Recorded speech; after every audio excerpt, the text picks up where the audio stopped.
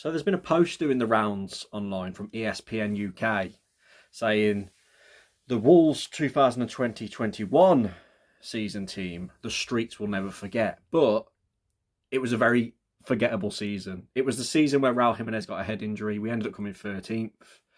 I think we only scored 36 goals, minus 16 goal difference. But their players they've put out is Vitinha, Neves, Adama, Neto and Morgan Gibbs-White. Now this made me think. I thought I'd do a list of the top 3 Wolves players you will not believe that Wolves actually let go. And spoiler alert, one of the players in that list is in my top 3. Hello, it's Future Me. Could you please subscribe to the channel? I'm really trying to get to 8,000 subscribers and it really helps the show. Cheers. So let's go down my list. So in number 3, I'm going to go for Trincao. Now we signed Trincao on loan in the 2021-22 season from Barcelona with an option to buy. That'll be a recurring theme, by the way, that statement. Loan with option to buy. He only made 28 appearances. Half of them were off the bench. He only managed 2 goals for Wolves that season under Bruno Lage. And these days, obviously, Wolves didn't take up the option to sign him. One of my biggest memories from Trincao is the goal he scored away at Chelsea at Stamford Bridge, top corner. He was okay, wasn't he? A tricky winger, left-footed, would cut inside, but he just wasn't very strong. Quite similar to Pablo Sarabia, to be fair. But that's what I take from his time at Wolves. So Wolves didn't sign him. He goes back. He ends up at Sporting, and he has got 27 goals in 91 appearances for them, and he plays in like a great front three. And now, as we talk these days, Manchester United are interested in him. So there's one that Wolves let go that we could have signed permanently, but he, to be honest, thinking back, he didn't actually do enough at the time, and there weren't many Wolves fans that really wanted him to stay. Yeah, I kind of get letting Trincao go. So coming in at number 2 is Pedro Goncalves. Now he plays for the same team as Trincao at Sporting. He was in our youth team from 2017 to 2018. Then he got promoted to the first team in 2018-2019, but he only made 1 senior appearance as a substitute in a 2-0 win away at Sheffield Wednesday in the League Cup. He come on as substitute late on with about 20 minutes to go. Nuno wasn't keen on Goncalves at the time. You've got to remember though, around that time we had a really good team in the areas he plays. Obviously there was Gibbs-White. There's another player I'm going to mention in a minute. There was obviously Neto, Jota. The list goes on and on. Adama. So a lot of people around that sort of time that were in his position. So Nuno wasn't keen, and then they let him go to Famalicão, easier for me to say. He got 5 goals in 30 for them. Yeah, so from Famalicão, God, I can't even say that.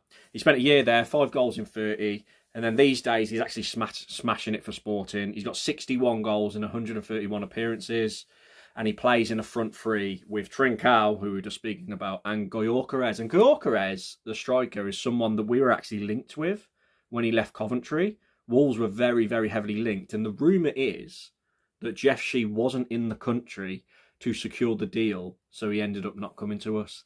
That is classic Jeff Shee, if you ask me. So we missed out on an absolute superstar there, because again, he's another player who's linked with Man United because obviously of the Amorim link. Obviously Amorim used to be Sporting manager. That's who Man United got him from. So another one, Goncalves, again, very young when he was at Wolves. We didn't actually get to see him much in the first team, but another superstar that got away. And you've got to blame Nuno for that one, unfortunately, because he did not see the benefit of keeping him at the time. Number 1, it has to be number 1. He's already been mentioned. It's Vitinha.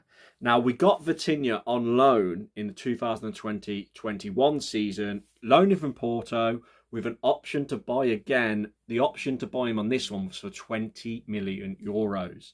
Now, he only made like 19 appearances in the league, not scoring any goals, but he did famously score for Wolves against Chorley away in the FA Cup. He's just saying there they've got 11. Well, Vitinha's had a dig from distance. Oh my word! What a stunning hit from Vitinha. Wolves breaking the deadlock in sensational fashion. Quite a good goal. Terrible game. I remember watching it at the time in lockdown. Absolutely horrendous game. But again, because of all the players we had in that position, and there was a lot of competition, so we didn't take up the option to sign him. He then ends up he goes back to Porto, does really well for Porto when he returns in the season. And then PSG sign him for 41.5 million euros, triggering his release clause. And these days, he's actually regarded as one of the best attacking midfielders in the world, you could argue. Recently, he had an amazing game. Well, 2 games against Liverpool in the Champions League where they knocked him out on penalties. He was brilliant at Anfield.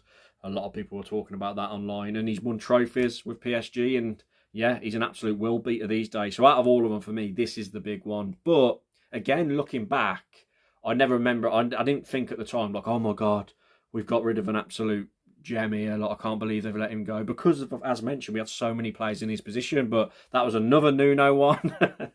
But it was in that final season, that really struggling season, as I mentioned in the ESPN picture, where we were really struggling. It was a weird time to be a Wolves fan, that, because we'd just come off the hangover of that Europa League disappointment and the Raul injury. We had Fabio Silva up front, and yeah.